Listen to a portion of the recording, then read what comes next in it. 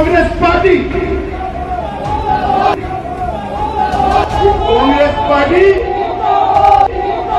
कभी देवभूमि का विकास नहीं कर सकती, एक तुष्टीकरण करने वाली पार्टी।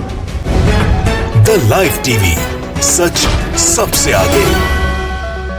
इस देश के गृह मंत्री अमित शाह उत्तराखंड के दौरे पर थे, जनसभा को संबोधित कर रहे थे, लगातार कांग्रेस को कोस रहे थे, लेकिन इन सब के बीच वो बार बार झेप जाते थे, क्योंकि जब जब वो कांग्रेस पार्टी को कोसने के लिए कांग्रेस का नाम लाते थे, कांग्रेस का जिक्र करते थे, सामने खड़ी हुई जनता जो उनको सुनने आई थी वो जिंदाबाद के नारे लगाने लगती। फिर वो दोबारा से अपनी बात पूरी करने के लिए फिर कांग्रेस का जिक्र करते, फिर से जिंदाबाद के नारे आते, फिर से कोशिश करते। ये कई बार करने की कोशिश की गई और हर बार अमित शाह जब जब कांग्रेस पार्टी का नाम लेते थे, जिंदाबाद के नारे जनता लगाने लगती थी, झेपने लगे थे। यानी कुल मिलाकर उत्तराखंड में एक बार फिर से गृह मंत्री अमित शाह की फजीहत हो गई है। नमस्कार, मैं हूं प्रज्वल गौतम और आप देख रहे हैं द लाइव टीवी। आपको मालूम है कि उत्तराखंड में 14 फरवरी यानी आज के दिन वोटिंग हो रही है, 13 जिलों में वोटिंग हो रही है और लगातार भारतीय जनता पार्टी के लिए जो बात है वो पूरी खबर की तरह है कि उत्तराखंड में इस बार भारतीय जनता पार्टी का सूपड़ा साफ होने जा रहा है। पहले ही सर्वे ने बता दिया था, इसलिए यह माना जा सकता है कि बौखला गए भारतीय जनता पार्टी के तमाम नेता।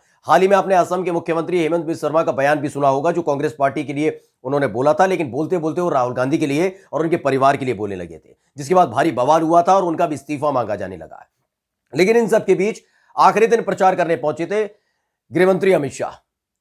उनके शब्दावली भी सुनवाएंगे कि इस देश के गृह मंत्री किस तरह से पूर्व मुख्यमंत्री के लिए भाषा का इस्तेमाल करते हैं। हेमंत बिस्वा शर्मा अकेले नहीं है, भारतीय जनता पार्टी में और कई नेता हैं, इनसे बड़े वाले नेता हैं जो इनसे बड़ी बड़ी बातें ऐसी ही बोलते हैं।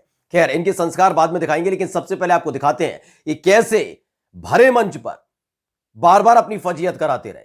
दरअसल वो कोस रहे थे कांग्रेस पार्टी को। हरीश रावत चुनाव लड़ रहे हैं, वो नैनीताल की लाल कुआं सीट से चुनाव लड़ रहे हैं और ऐसे में जब वो चुनाव लड़ रहे हैं तो उन्हीं के विधानसभा क्षेत्र में पहुंचे थे, अपने प्रत्याशी के लिए वोट मांग रहे थे। लेकिन जब वो वोट मांगने लगे और कोसने लगे तो उसके बाद उन्होंने कांग्रेस पार्टी के लिए कहा कि ये कांग्रेस पार्टी, जैसे ही उन्होंने सिर्फ ये बोला ये कांग्रेस पार्टी, जिंदाबाद के नारे होने लगे।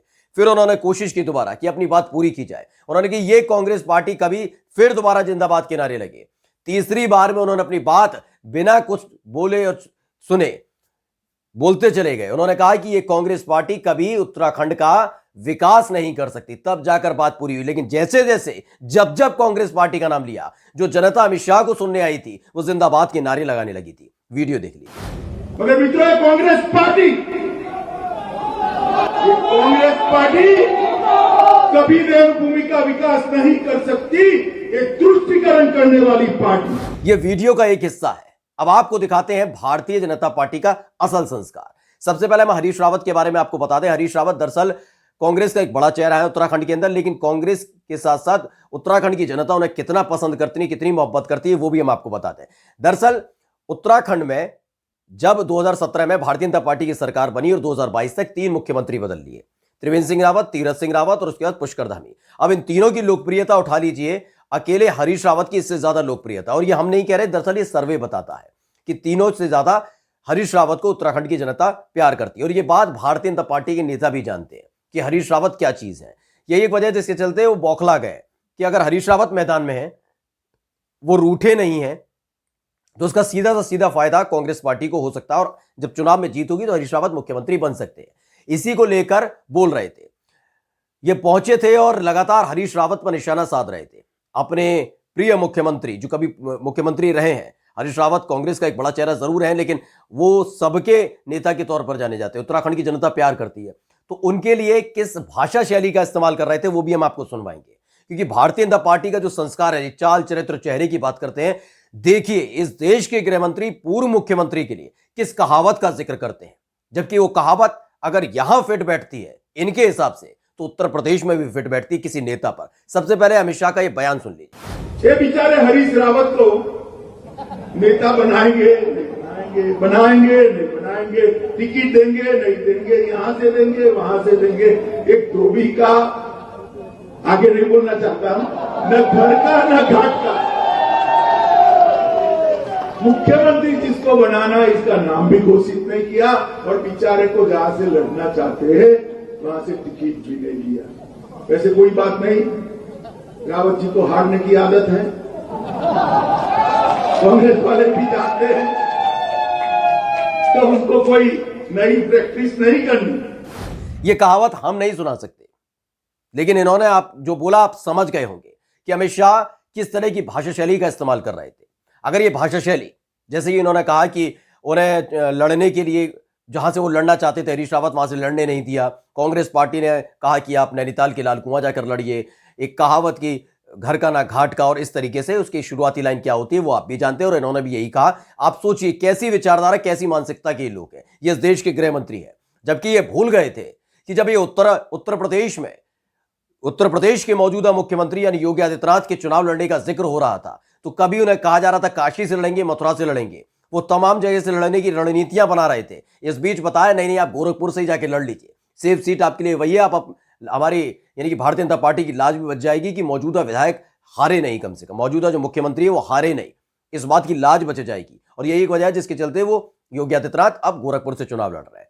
लेकिन ये कहावत यहां फिट नहीं बिठाई, कभी फिट कहां बैठी? हरीश रावत पर, जो उत्तराखंड का सबसे लोकप्रिय चेहरा है। हम फिर कांग्रेस पार्टी का जिक्र नहीं करेंगे, कांग्रेस पार्टी का अगर जिक्र करेंगे तो ये कांग्रेस के नेता हो जाएंगे, लेकिन कांग्रेस से इतर अगर आप देखेंगे तो भारतीय जनता पार्टी में भी कोई ऐसा बड़ा नेता नहीं है, कांग्रेस पार्टी में ऐसा कोई बड़ा नेता नहीं है जिसे इतना प्यार और इतनी मोहब्बत मिलती हो। और यही सबसे बड़ी दिक्कत है भारतीय जनता पार्टी के लिए कि अब उनके पास कांग्रेस के दिग्गज नेताओं को नीचा दिखाने के लिए, जनता में माहौल बनाने के लिए शब्दावली का इस्तेमाल करना पड़ा है। लेकिन जब क्योंकि उन्होंने उत्तराखंड के सबसे लोकप्रिय नेता के बारे में इस कहावत का जिक्र किया था, उसके बाद बवाल होने लगा था। बवाल का मतलब यह कि जब वो कांग्रेस पार्टी का नाम लेते, उत्तराखंड की जनता वहां पर जवाब दे देती। जैसे ही कांग्रेस कहते वो कहते जिंदाबाद, फिर कांग्रेस पार्टी कहते जिंदाबाद, कांग्रेस पार्टी कहते जिंदाबाद, उनकी बात पूरी नहीं हो पा रही थी।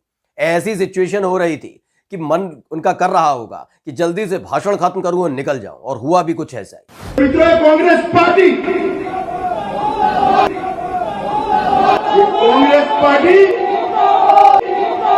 कभी देवभूमि का विकास नहीं कर सकती, एक तुष्टीकरण करने वाली पार्टी। दरअसल इन भारतीय जनता पार्टी के नेताओं की आप भाषा शैली को देखें पिछले कुछ दिनों में तो कैसी बिगड़ गई है। जरूर उत्तराखंड में आज वोटिंग हो रही है 13 जिलों में, लेकिन जब प्रचार चल रहा था उस दौरान आपने सुना होगा असम के मुख्यमंत्री हेमंत बिस्व शर्मा आते हैं, वो कांग्रेस पार्टी पर निशाना साधते, कोई गलत बात नहीं है।